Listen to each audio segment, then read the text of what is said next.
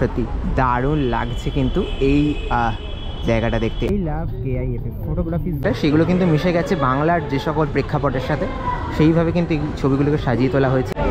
একেবারে পুরনো রাজবাড়ির আদলে কিন্তু এই প্রাঙ্গণটা, একতারা মুক্ত মঞ্চের প্রাঙ্গণে একেবারে আলোর রোশনাইতে সেজে উঠেছে। আজকে স্বাগত জানাই ফেস্টিভ বাঙালির আরও একটা নতুন ভিডিওতে।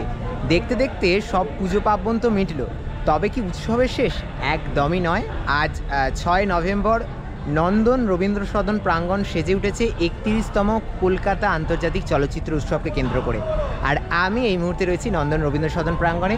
এবছর ঠিক কীভাবে সেজে উঠলো এই বছরের এই চলচ্চিত্র উৎসব, চলো তোমাদের এক ঝলকে সবটা ঘুরে দেখাই। এই মুহূর্তে আমরা চলে এসেছি নন্দন রবীন্দ্র সদন প্রাঙ্গণে, যেখানে চলছে 31তম কলকাতা আন্তর্জাতিক চলচ্চিত্র উৎসব। আর নন্দন রবীন্দ্র সদন প্রাঙ্গণ প্রত্যেক বছর কিন্তু দারুণভাবে সেজে ওঠে।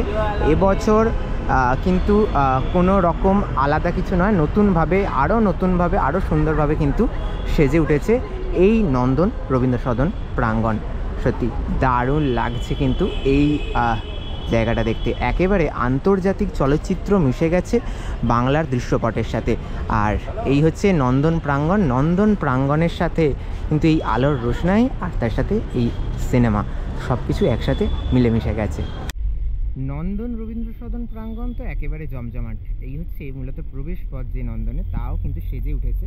আর নন্দন আলোর রোশনাই থেকে শুরু করে এই সিনেমা উৎসবকে কেন্দ্র করে প্রত্যেক বছরের ন্যায় এবছর সেজে। আজকে 6 নভেম্বর, আগামীকাল মানে তোমরা যারা ভিডিওটা দেখছো 7ই নভেম্বর থেকে মূলত এখানে উৎসব বা যে কোনো সিনেমা স্ক্রিনিং বা যেগুলো ফেস্টিভ্যালগুলো রয়েছে সেগুলো শুরু হবে। আমি একটু এই দিকটাতে দেখাই। এই দিকেও কিন্তু টোটালি এই জায়গাগুলো কিন্তু এরকম আলোর রোশনাইতে ইন্টারন্যাশনাল সিনেমার ফ্রেমিংয়েতে টোটাল কিন্তু সেজে উঠেছে।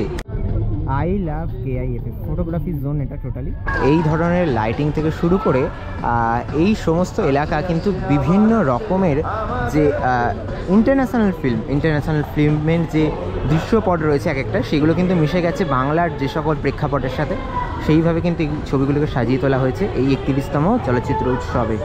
আচ্ছা, আমরা একদম রবীন্দ্র সদন প্রাঙ্গণের দিকটাতে চলে এসেছি। রবীন্দ্র সদন প্রাঙ্গণের দিকে আরও জমজমাট হয়ে উঠেছে এই জায়গাটা। কিন্তু প্রত্যেক দিনই এই জায়গাটা আড্ডার আসর, গানের আসর বসে ঠিকই, তবে এই সময়টা কিন্তু আরও রঙিন, আরও সুন্দর হয়ে ওঠে এই রবীন্দ্র সদন নন্দন প্রাঙ্গণ। আচ্ছা, এই জায়গাটা দেখতে পাচ্ছি এরকম telephone booth, red telephone booth সাজানো হয়েছে এবং নন্দন একতারা মুক্ত মঞ্চ, যেগুলো চলচ্চিত্র মেলায় বিশ্ব, এই ট্যাগলাইন নিয়ে সেজে উঠেছে এবছরের এই চলচ্চিত্র উৎসব। এবং এটা একটা ফটোগ্রাফি জোন, প্রত্যেকে আসছে এখানে ছবি তুলছে, দারুণ লাগছে কিন্তু।